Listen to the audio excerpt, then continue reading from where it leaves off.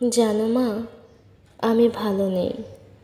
এই কথাটা আমি তোমাকে অনেকবার বলেছি। তাছাড়া কাকে বলবো বলো?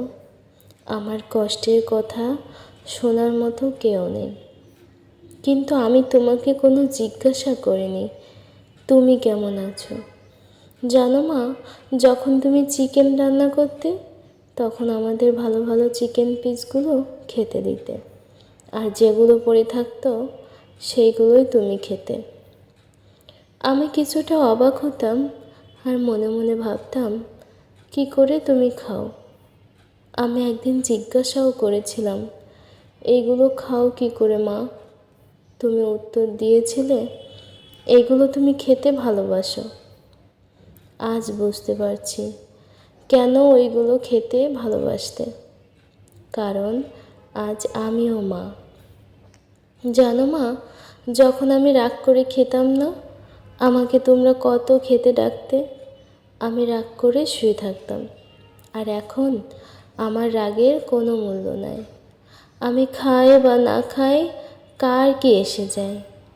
জানো মা, তুমি বলতে তুমি নাকি মাছের লেজাটা বেশি খেতে ভালোবাসো। আজ বুঝতে পারছি ওই লেজাটাই তোমার কপালে জুটত। মনে আছে মা, যখন আমার জ্বর আসতো তখন আমি তোমার আর বাবার মাঝখানে শুতাম। তুমি আর বাবা সারা রাত মাথায় হাত বুলিয়ে দিতে।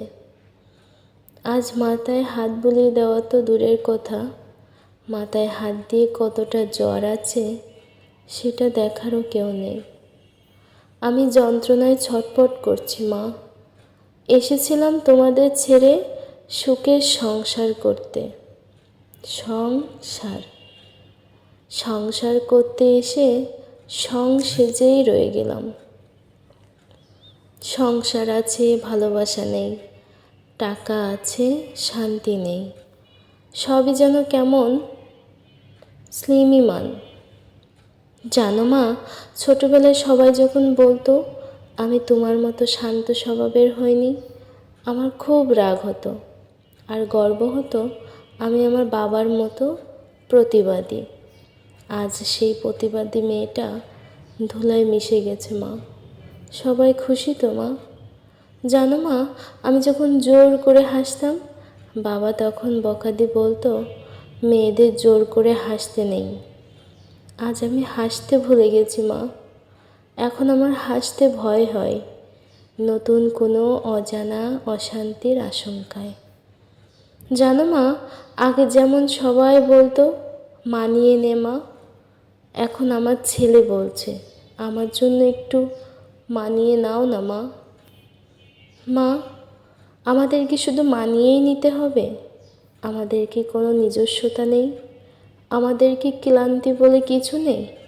আমাদের কি শান্তি বলেও কিছু নেই? কে এই প্রশ্নের উত্তর দেবে মা? জানো মা, মনে হয় কোথাও গিয়ে চিৎকার করে কান্না করি বুকের ভিতরটা হালকা করার জন্য।